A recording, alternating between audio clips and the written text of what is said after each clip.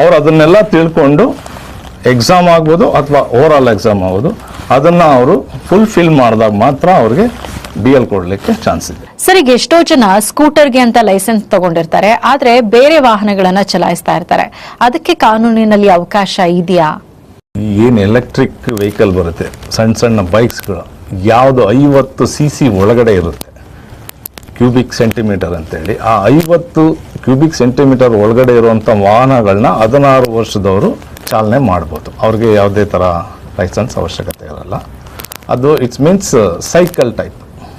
ಅದು 30 ಕಿಲೋಮೀಟರ್ಗಿನ ಜಾಸ್ತಿ ಹೋಗದೇ ಇರೋದೆಲ್ಲ ಸೈಕಲ್ಗೆ ಕನ್ಸಿಡರ್ ಆಗುತ್ತೆ. ಸೊ ಹಾಗಾಗಿ ಅದಕ್ಕೆ ಯಾವುದೇ ರೀತಿ ಲೈಸೆನ್ಸ್ ಅವಶ್ಯಕತೆ ಇರೋದಿಲ್ಲ. ಅವರು ಅದನ್ನು 50 ಕ್ಯೂಬ್ ಸೆಂಟಿಮೀಟರ್ ಇರುವಂಥ ವಾಹನಗಳನ್ನ ಚಾಲನೆ ಮಾಡ್ಬೋದು ಅದರ ಕೆಳಗಡೆ. ಓಕೆ, ಬಟ್ ಬೇರೆ ವಾಹನಗಳನ್ನ, ಇವಾಗ 2 ವೀಲರ್ಗಳನ್ನ, ಕಾರ್ಗಳನ್ನ ಓಡಿಸೋದು ಸಾಕಷ್ಟು ಮಾಡ್ತಾರೆ. ಅಂದ್ರೆ SSLC ಓದ್ತಾ ಇರುವಂತಹ ಮಕ್ಕಳುಗಳು ಈ ರೀತಿ ಓಡಿಸ್ತಾರೆ. ಸೊ ಇದು ಸಂಚಾರಿ ನಿಯಮದ ಒಂದು ರೀತಿ ಉಲ್ಲಂಘನೆಯೇ ಆಗಿರುತ್ತೆ.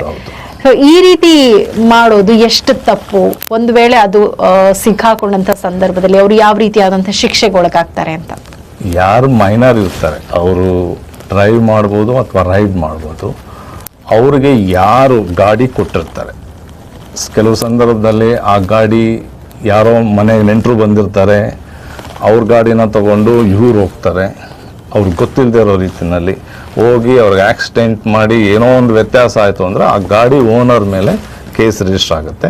ಸೈಮಲ್ಟೇನಿಯಸ್ಲಿ ತಂದೆ ತಾಯಿಯವ್ರಿಗೆ ಅವ್ರ ಜವಾಬ್ದಾರಿ, ಮೈನರ್ಗೆ ಗಾಡಿ ಕೊಡಬಾರ್ದು ಅನ್ನೋದು ಅವ್ರಿಗೂ ತಿಳಿದಿರಬೇಕಾಗತ್ತೆ. ಇನ್ನೊಂದು ಗಾಡಿ ಯಾರು ಕೊಟ್ಟಿರ್ತಾರೆ ಅವ್ರಿಗೂ ತಿಳಿದಿರಬೇಕಾಗತ್ತೆ.